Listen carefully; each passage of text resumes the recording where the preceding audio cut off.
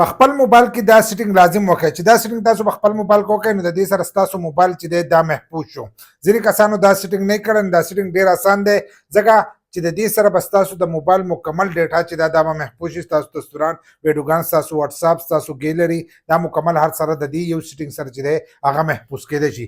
دا څنګه کېږي؟ لپاره به تاسو د خپل موبایل سیټنګ چې دی دا به ځان سره کولاو کړئ. چې دا څنګه کولاو کوئ نو په دې کې به تاسو وګورئ پاسورډ اینڈ سکیورټي. زموږ به کې پاسورډ اینڈ سکیورټي خو لکه تاسو به د سکیورټي آپشن چې دی دا به ګورئ.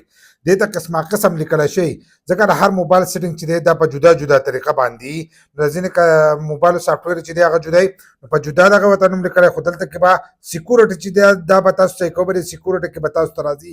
دا سکیورټي چې دا به ځان سره ووایي چې څنګه دا ووایو نو تاسو دې مخ ته راشئ. په دې مخ کې چې دی لږ لاندې به راشئ نو دلته کې به تاسو ته ښکارېږي ایپس لاک.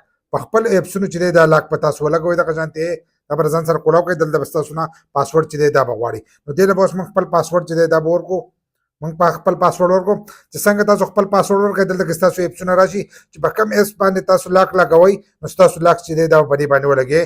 د دې ځای نه دا آن کېږي او اپ کېږي. د دغه ځای نه خو تاسو په ایپسونو باندې لاک لګولی شئ خو د هغې نه مخکې به تاسو په خپل موبایل باندې هم لاک لګوئ چې تاسو په هغې لاک لګولی نو هغه لاک به ستاسو په اپلیکیشن ولګي. که څوک بیا ستاسو اپلیکیشن کولاوي نو هغه به نشي کولاولی.